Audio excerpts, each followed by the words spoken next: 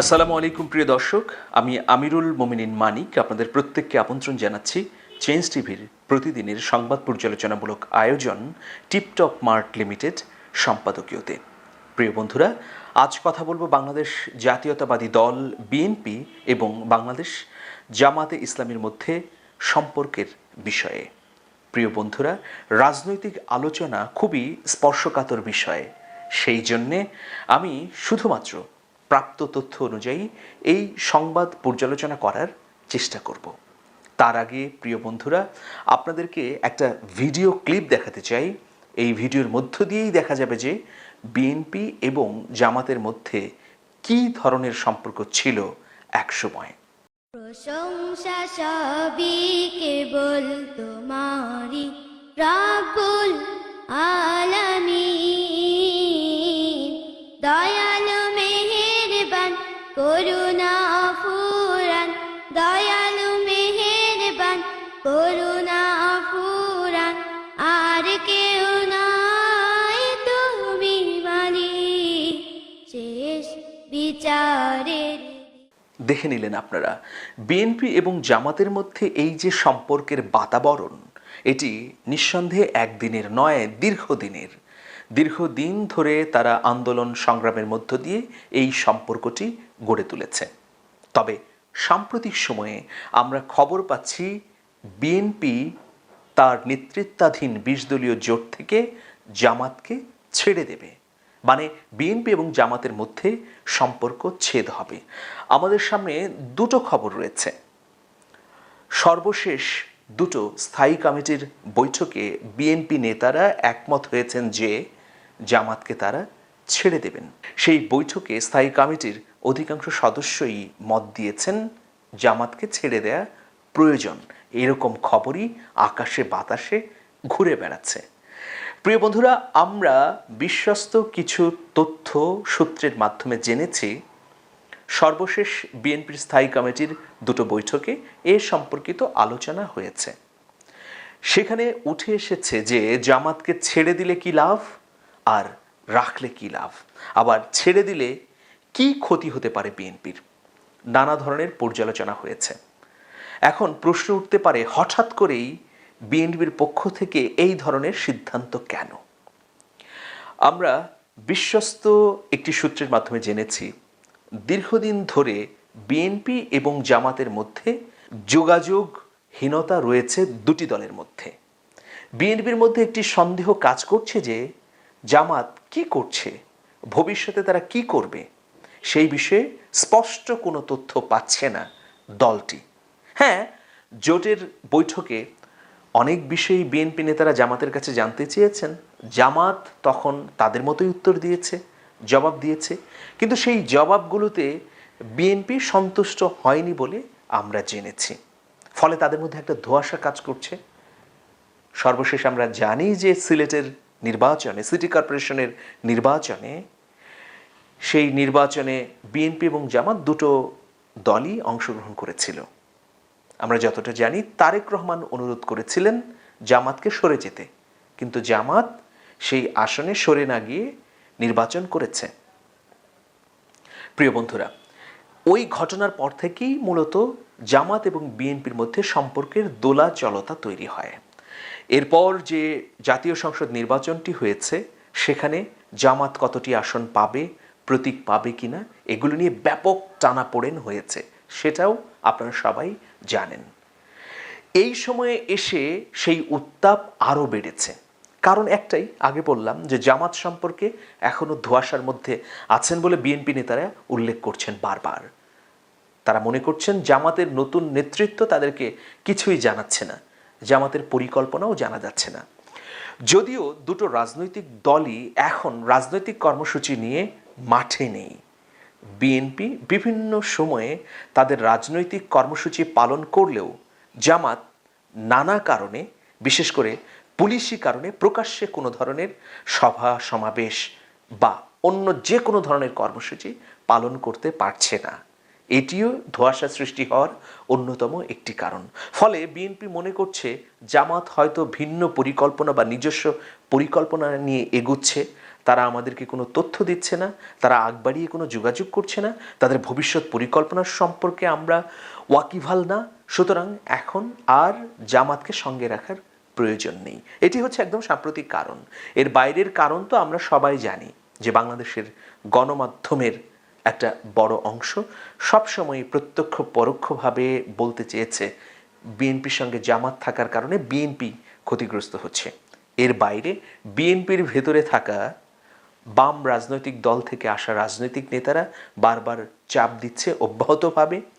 আরেকটি বিষয় হচ্ছে যে আন্তর্জাতিক অঙ্গনে কোনো কোনো রাষ্ট্র বারবার বিএনপিকে বলছে যে আপনারা জামাত ছেড়ে দিন, জামাত ছেড়ে দিলে আপনাদের পক্ষে আমরা দুতিয়ালি করব বা কাজ করব। এই ধরনের আশ্বাস বা আভাসও রয়েছে বিএনপির জন্যে। সেই জন্যে বারবার এই প্রসঙ্গটি সামনে এসেছে, বিএনপি কবে জামাতকে ছাড়বে। সর্বশেষ দুটি স্থায়ী কমিটির বৈঠকে এই বিষয়ে অনেক আলোচনা হয়েছে। নাম প্রকাশে অনিচ্ছুক দুজন স্থায়ী কমিটির সদস্য বলেছেন এই বিষয়ে একজন ছাড়া আর সবাই একমত হয়েছেন যে জামাতকে ছেড়ে দেওয়া প্রয়োজন। তবে তাদের মধ্যে একটি পর্যালোচনা উঠে এসেছে যে জামাতকে ছেড়ে দিলে বিএনপির কী লাভ। তারা লাভ হিসেবে মনে করছেন আন্তর্জাতিক সম্প্রদায়ের কাছে তারা বলতে পারবেন জামাতের সঙ্গে তাদের কোনো সম্পর্ক নেই। যারা ইসলামী রাষ্ট্র কায়েম করতে চায় এই ধরনের কোনো রাজনৈতিক দলের সঙ্গে তারা কাজ করছে না। এটি মূলত বিএনপি প্রমাণ করতে চায়। এক, দ্বিতীয় হচ্ছে বিএনপি যে শুধুমাত্রই বা কেবলমাত্রই জাতীয়তাবাদ নিয়ে কাজ করে সেটিও তারা প্রমাণ করতে চায় যে এখানে এমন কোনো রাজনৈতিক দল নেই যারা ধর্মের ভিত্তিতে পরিচালিত। তৃতীয় বিষয় হচ্ছে যে বিএনপি জামাতকে ছেড়ে দিলে বাড়তি সুবিধা সরকারের পক্ষ থেকেও পেতে পারে। এটি যদিও প্রমাণিত যুক্তি না, কিন্তু এই ধরনের কথা বা এই ধরনের যুক্তিও বাজারে প্রচলিত আছে। এগুলোই মূলত লাভ। আর ছেড়ে দিলে কি ক্ষতি হতে পারে সেটিও বিএনপি খতিয়ে দেখছে। 60টির মতো আসনে বিএনপিকে যদি জিততে হয় নিরপেক্ষ বা সুষ্ঠু নির্বাচনের মধ্য দিয়ে, তাহলে জামাতের সহযোগিতা প্রয়োজন। বিগত নির্বাচনগুলো আমরা যদি পর্যালোচনা করি 1991 সালের, 1996 সালের এবং 2001-এর, এই তিনটি নির্বাচনকে পর্যালোচনা করলে দেখা যায় যে উল্লেখযোগ্য সংখ্যক আসনে বিএনপির জামাতের সমর্থন থাকলে সহজেই তারা সংখ্যাগরিষ্ঠতা অর্জন করতে পারে। তাহলে এখন বিএনপি এবং জামাতের মধ্যে যদি সম্পর্ক ছেদ হয়ে যায় তাহলে এই সহযোগিতা বিএনপি নাও পেতে পারে। এগুলো হচ্ছে অন্যতম একটি ক্ষতির কারণ। আরেকটি আশঙ্কা বিএনপির মধ্যে আছে যে জামাতকে যখনই বিএনপি ছেড়ে দেবে তখনই আওয়ামী লীগ জামাতের কাছে ভিড়বে বা জামাতকে কাছে টানবে, ফলে বিএনপি শক্তি হিসেবে দুর্বল হয়ে যেতে পারে। প্রিয় বন্ধুরা, এগুলো হচ্ছে যুক্তি বিএনপির নেতাদের কাছে বা পর্যালোচনা পর্যবেক্ষণ। এর বিপরীতে আমরা যদি যাই যে জামাত কি ভাবছে, জামাতের একজন শীর্ষস্থানীয় নীতি নির্ধারক নেতা আমাদেরকে জানিয়েছেন, তিনি নাম প্রকাশ করতে চাননি। তিনি বলেছেন বিএনপি যদি জামাতকে না ছাড়ে তাহলে আগ বাড়িয়ে জামাত কখনোই বিএনপিকে ছাড়বে না। কারণ তারা মনে করছে এই মুহূর্তে যদি জামাত ঘোষণা দিয়ে বিএনপি জোটকে ছেড়ে দেয় তাহলে কি হবে, সারা দেশের মানুষের মনের মধ্যে একটা ধারণা তৈরি হবে যে জামাতের সঙ্গে সম্ভবত সরকারের কোনো আতাত হয়েছে, নইলে তারা কেন বিএনপিকে ছাড়লো। এই দায়টা জামাত কোনোভাবেই নিতে চাইছে না। ফলে তারা অকাট্যভাবেই চিন্তা করছে যে বিএনপি ছেড়ে দিক, আমরা ছাড়ব না জোট। বিএনপি ছেড়ে দিলে পুরো দায়ভার বিএনপির উপরই যাতে পড়ে। কিন্তু জামাতের তৃণমূল পর্যায়ের নেতাকর্মীরা মনে প্রাণে চাইছেন এই জোটের অবসান হোক। আর জামাতের শীর্ষস্থানীয় নেতারা কৌশলগত কারণে বলছেন যে যাতে জোট ছাড়ার দায় জামাতের উপর না পড়ে সেই জন্য বিএনপি ছেড়ে দিক, এইরকম একটা দোলাচলতা। এখানে জামাতের ওই নাম প্রকাশে অনিচ্ছুক নেতা বলেছেন যদি বিএনপি জামাতকে ছেড়ে দেয় বা জোট থেকে জামাতকে বাদ দিয়ে দেয় তাহলে জামাতই লাভবান হবে। আমি জানতে চেয়েছিলাম যে কিভাবে। তারা বলছেন যে ফলে অব্যাহতভাবে সরকারের যে একটা চাপ রয়েছে জামাতের উপর, সরকার যে খড়গহস্ত জামাতের উপর, সেটা খানিকটা কমবে। জামাত মুক্তভাবে বা স্বতন্ত্রভাবে তার আদর্শের কাছাকাছি আরও বেশ কটি রাজনৈতিক দল নিয়ে আলাদা জোট গঠন করার সুযোগ পাবে। পাশাপাশি জামাত যে দীর্ঘমেয়াদী পরিকল্পনায় এগিয়ে যাচ্ছে সেটি বাস্তবায়ন আরও সহজ হবে। প্রিয় বন্ধুরা, বিএনপি চেয়ারপারসন বেগম খালেদা জিয়ার ঘনিষ্ঠ একটি সূত্র মারফত আমরা জেনেছি এখন বিএনপির স্থায়ী কমিটির সদস্যরা বেগম খালেদা জিয়ার সিদ্ধান্তের উপরই নির্ভর করছেন। যদিও আপনারা জানেন যে বেগম খালেদা জিয়া শর্ত সাপেক্ষে মুক্ত হবার পর তিনি রাজনৈতিক বিষয়ে কোনো মতামত দিচ্ছেন না, কিন্তু এই গত দুটো বিএনপির স্থায়ী কমিটির মিটিংয়ের আলোচ্য বিষয়ে সাবেক প্রধানমন্ত্রী বেগম খালেদা জিয়ার কাছে উত্থাপন করা হয়েছে, বিশেষ করে জামাত প্রসঙ্গে। তিনি এখন পর্যন্ত কিছু বলেননি। তিনি এই বিষয়ে একটি নির্দেশনা ভারপ্রাপ্ত চেয়ারম্যান তারেক রহমানকে দেবেন বলে আমরা জেনেছি। রাজনৈতিক বিশ্লেষকরা বলছেন এবং ভেতরের কথা হচ্ছে যে বেগম খালেদা জিয়া জামাতের প্রতি সহানুভূতিশীল, সেই জন্যে তিনি কি সিদ্ধান্ত দেবেন এটা এখনও আঁচ করতে পারছেন না বিএনপির শীর্ষস্থানীয় নীতি নির্ধারকরাও। তবে তার সিদ্ধান্তের অপেক্ষায় সবাই আছে। বিএনপি চেয়ারপারসন বেগম খালেদা জিয়ার ঘনিষ্ঠ সূত্র এবং লন্ডনে থাকা তারেক রহমানের ঘনিষ্ঠ সূত্র মারফত আমরা যতটুকু জেনেছি, জামাতকে তারা কিভাবে বের করবে 20 দলীয় জোট থেকে, এক্ষেত্রে দুটি পন্থা সামনে আছে। প্রথমত, তারা সরাসরি ঘোষণা দেবে যে 20 দলীয় জোটে জামাতের এখন আর প্রয়োজন নেই, আমরা নতুন করে জোটকে পুনর্গঠন করব।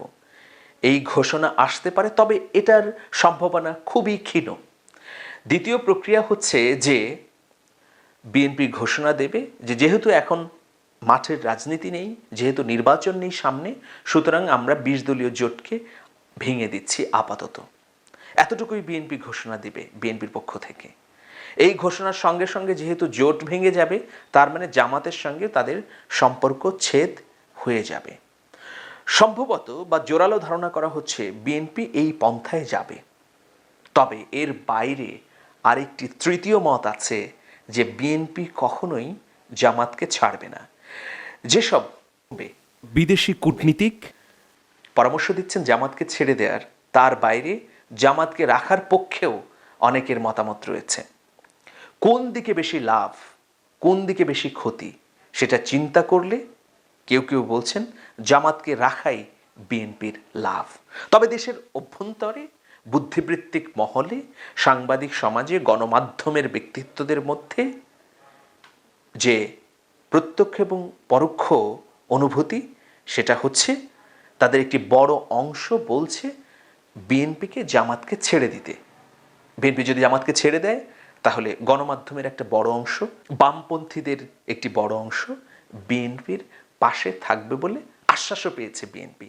প্রিয় বন্ধুরা, শেষ জানতে হলে আমাদেরকে অপেক্ষা করতে হবে। তবে এটুকু বলে রাখি, যে আলোচনা উঠেছে সেই আলোচনা আরও চলবে। এই বিষয়ে বিএনপির পক্ষ থেকে খুব দ্রুত একটি সিদ্ধান্ত পাওয়া যাবে। ভালো থাকবেন, শুভেচ্ছা নিরন্তর। সেলফ কোয়ারেন্টিন অথবা ঘরবন্দি থেকে হাঁপিয়ে উঠেছেন, নিজের ত্বক নিয়ে দুশ্চিন্তাগ্রস্ত, কিন্তু ভুলে গেলে কি চলবে টিপটপ মার্টের কথা?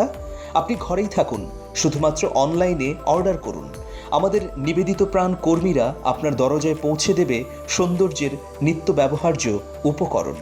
টিপটপ মার্ট লিমিটেড, ত্বকের যত্নে বিশ্বস্ত প্রতিষ্ঠান।